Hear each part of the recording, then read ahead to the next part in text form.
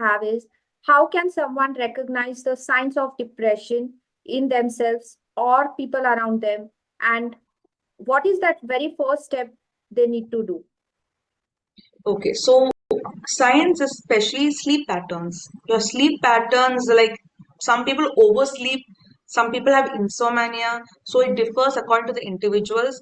Some have issues like anxiety, we tell you, right? So actually, we don't know it's anxiety what we have. We feel pressurized somewhere, and I didn't know I had anxiety until it was like too much for me to handle. So be aware of your behavioral patterns. If the pattern is repeating, that means you are having depression. Okay, too much of anxiety, the environment, you are like, oh my god, I don't want to be here. And those who are don't they don't socialize, right? The moment you are like trying to get rid of all the connections and you're just getting isolated, that is another problem of depression. And getting into indulging in bad habits, temptations, getting into, even if that is not your value and you easily get into those temptations, is one of the way you're not living according to your values. That's Values. one more thing that you're into depression. Mm. So these are the main issues. Your weight issues, some people gain, some people lose a lot of weight, that is one more major sign. And some get into drugs easily today, because they are like, okay, now just the pill makes me happy. Yes. Medications, any kind of medication. So I didn't get into those medications because I don't want to get addicted. So some people get addicted to some kind of medications. Maybe they start with sleep medications, but it end up being, okay, only if I take this I can make up with my life, right? Yes. So these kind of small things are the one that you need to understand that you are in depression. Constant comparison, Mm. constant negative talk.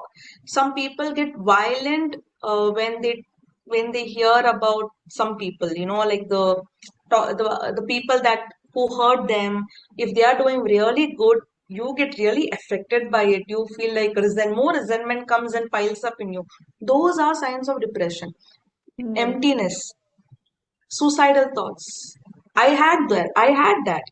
I was keeping up with my life just because of my son. So I had the suicidal thoughts. There is no purpose, lack of purpose, lost. They're stuck. They are feeling like constantly, why is this happening to me? So if there is that constant thought, why God me, that means you are in depression. See, once in a while is fine, but constantly when you're asking, why am I even living? What am I even doing in this world? So those questions are more prone to depression. Yeah.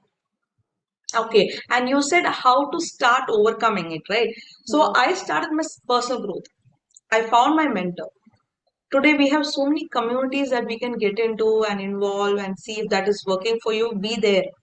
That is Absolutely. what I'm doing. So I am still working with my mentor also. I was a student, now I'm working because I want to be there. That's the space that gives me energy every day. And I do a lot of self-development programs and I attend so many master classes that I understood that, okay, this makes me happy, this gives me energy. Right? So I'm constantly learning, constantly researching, reading books. So self-development itself is something that I am more indulging into, which makes me happier. So when you ask me, my leisure is to attend classes, self-development classes. So find out what is your leisure, what makes you happy. Find that. But it's not easy to find it. You need to explore to find that again. Absolutely. Yes. So that's something that you can start with, and find a professional. Whatever you feel like you need at that point of time. There are so many coaches there that is available who are good listeners. Yeah. We are good listeners. Okay, so we listen and then only we ask you questions and do make you do things. So that's one of the best thing to do. Yeah.